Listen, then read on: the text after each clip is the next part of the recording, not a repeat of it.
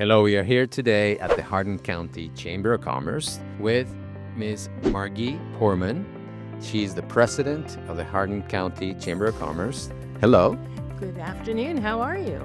Doing great, thank you. And we are here also with Ms. Kendra Scott, who is the VP of Operations for the Chamber. Nice to meet you. Welcome. Great to meet you, ladies. We just spent some time with you just sharing a little bit about the exciting growth of Elizabethtown, and that's going to take a whole new meaning here in just about a year or so. Miss Margie, can you share a little bit about just what has been happening for the last year here in Elizabethtown and what's about to happen in the next few years? Absolutely. Well, first of all, our Elizabethtown, Hardin County is a wonderful economic base that we have manufacturing, service industry, we have commercial, residential. Everything has been growing really well and strong over the last few years. But with the announcement of Blue Oval SK coming with 5,000 new jobs and over 8 million square feet under roof of EV manufacturing, it is a very exciting time for growth and development. But with Blue Oval SK coming, there are many opportunities that our community and region are actually seeing those advantages, and it continues to grow as those funds continue to take on. 8 million square feet, 2 twin plants, 5,000 new jobs directly in the plants. How many jobs will be created as a result of the 5,000 jobs outside of the plant? When you look at the multiplier, we did an economic impact study, and when you look at that multiplier, we're going to see that continue to grow by the thousands.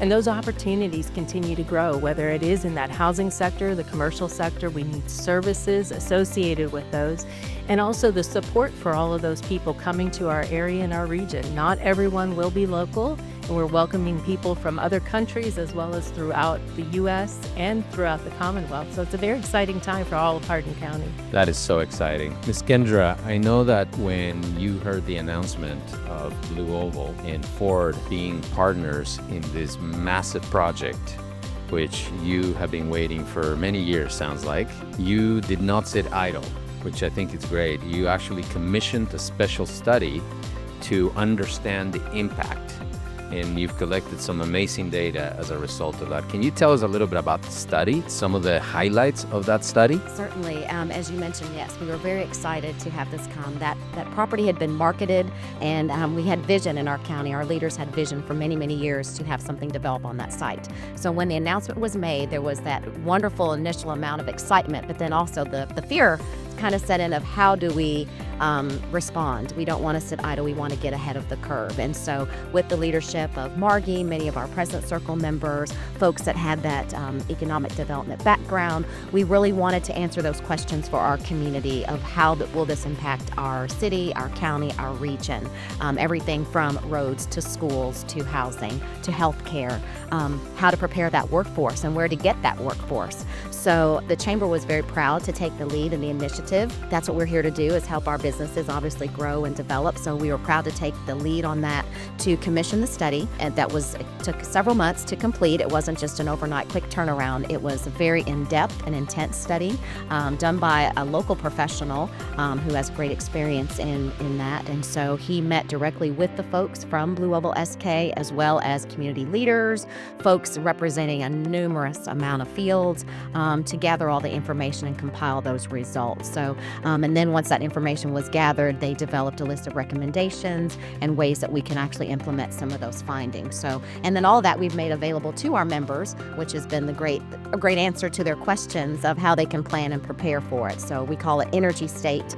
That can be found on our website at hardinchamber.com.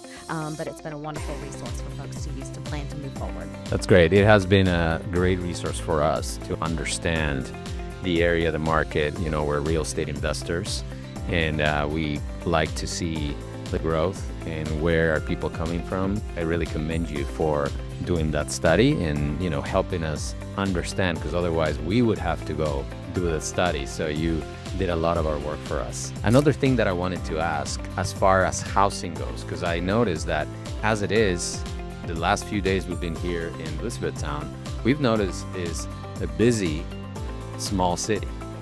However, it seems that there's a lot of demand for housing, because I see people not only coming for the plant, but they're starting to come as a permanent job here that is going to need housing. So the demand. Is there enough inventory in Elizabethtown right now in terms of housing to fulfill the need of the inbound people? Not at this time. Carlos, what we are looking at is seeing the opportunities, as you mentioned, with Louisville SK already hiring over, I believe, 800 people at this point in time, and they haven't produced anything yet at this point. But we are seeing the need for the housing continue to grow. Land is being purchased with the anticipatory thoughts of putting up housing or multifamily housing or additional luxury apartments that we need to absorb the people that are coming here, as well as those from Fort Knox and their families. They continue to ask for larger bedroom homes, and we need those to be also available. And we continue to see the growth in our county, and we're really excited to see those investors that take the chance to come here to Elizabethtown and Hardin County make those realities happen for those that really need it. That's amazing. So low inventory. I know you're also a realtor. So low inventory, high demand. What does that typically translate to? That translates to much higher prices, which is unfortunate for some folks that are perhaps first-time buyers, that are looking maybe even to downsize to a smaller or more affordable home.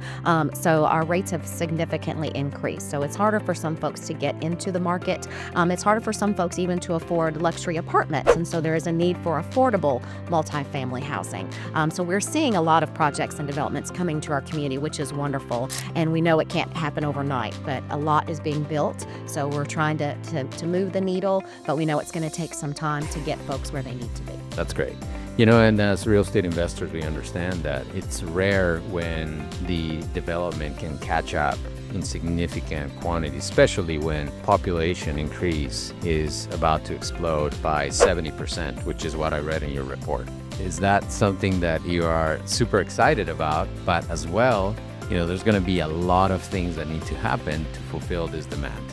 It is astonishing, and I like to think we are very blessed with wonderful leaders in both the city and county levels, because they have already begun the planning and the steps to get ahead of that and to prepare. So they have not been reactionary at all. They have really been planning ahead with development, with extending all of our sewer and water and all of those, you know, necessities that will have to happen for the growth. So it's slow moving, but they've planned it. Luckily, we've had some experience doing this before because of Fort Knox. We have lived with the ebb and flow of transitions and bases expanding, and the growth that has come with Fort Knox with the expansion of our industrial park over the years. So they know what to do, and so we have some great leaders at the helm that are planning to help us to get to that. But again, everyone was excited about it, so folks have really energized and embraced the project and are doing all that they can to make sure it's a success and that we can take care of everyone. Yeah, I think it's incredibly exciting. What do you think? Well, as Kendra stated, you know, doing that study was a critical step for the chamber and our community to be able to give that pathway forward to say, what do we actually need to do? And we also did some benchmarking of other boom towns that experienced similar projects of that scale and magnitude, and they shared with us some of the things that they would do differently. So we're hoping to take those lessons from them and move forward and be able to be very proactive, as Kendra stated, as well as being able to say, oh, we have this report, it's not sitting on the shelf collecting dust. How do we implement and make this strategy work? And we are seeing that with our local leaders. So we're very blessed with that. That is great. So from a standpoint where you're talking to small businesses here at the chamber, you're talking to large corporations, you're talking to banking institutions, hospitals, and just individuals that are part of the community, would you recommend someone that is watching this right now to invest in Elizabethtown? Heavens, yes. Please come to Hardin County. Our door is always open. There's just an abundance of opportunity here. And you'll hear from many of our small business folks that have come here, stayed here, and been successful here because our community really does support one another. There are wonderful opportunities. We are very diverse and unique because of not just our location, but because of what we offer. Other communities are envious of us because they don't have the infrastructure that we have. They don't have the landscape. They don't have, the tax base, frankly. They don't have some of the workforce that we have or the skill sets or a community college in their back door. So we have so many pieces that make our community desirable and so many success stories. So folks really can make it, whether they're a small service industry or they want to be a large provider. It can be done right here in our community. And very affordably as well. We are one of the most affordable regions in the entire nation, as folks might not know, but we're really desirable and there's a lot to offer, and you will find folks here just eager to help and support. We love new things, we love new business, we love helping one another, and our chamber membership of 700 I think proves that. That is great. So this is the beginning of the huge growth curve that you're going to experience. Would someone be inclined to come and invest here in your county, in your city, Ms. Margie? Absolutely. What we're seeing is the fact that we are so well situated on I-65, and the fact that we have this amazing opportunity with Blue Oval SK in our county that so many people are jealous and envious of. But investing in our community, it can only go forward from here, and we have this amazing base anyway of our manufacturers and service and commercial sector, as we mentioned, that this opportunity really is a growth point for anyone in our nation to come here and invest in Hardin County and Elizabethtown, and I think it's a great opportunity. I want to thank you both for spending time with myself and the CS3 Investments team today. I've learned not only about this big, massive Blue Oval SK project that we had learned about, and that's what we made a very firm decision to come invest in your town and buy, for now, 216 units. That will continue to grow as we continue to invest in the city, but also about so many other things that I wasn't aware, like how important Fort Knox is to the community, that it employs over 22,000 people, that it has a $5+ billion impact in this area, and that it's growing every single day, attracting people from out of state. I've also learned about the big sports park and complex that has 150 sports events a year. All the graduations happening at Fort Knox that attracts thousands and thousands of families to the area. It seems to be like Elizabethtown is really competing for a top 2 in the whole state, right? If not top 1.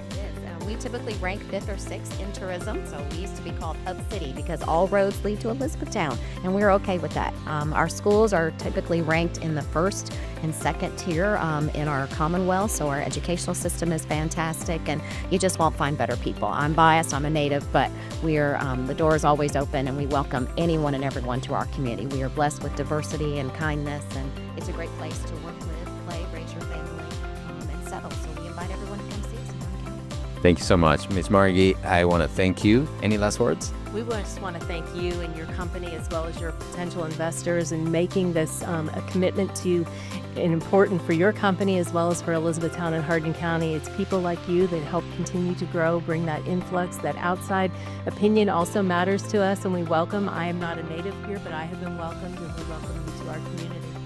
Now you heard it straight from 2 amazing ladies here at the Hardin County Chamber of Commerce that are leading the way for people to come invest in Elizabethtown. Don't miss that one. You're a good. Appreciate it. Thanks. Here.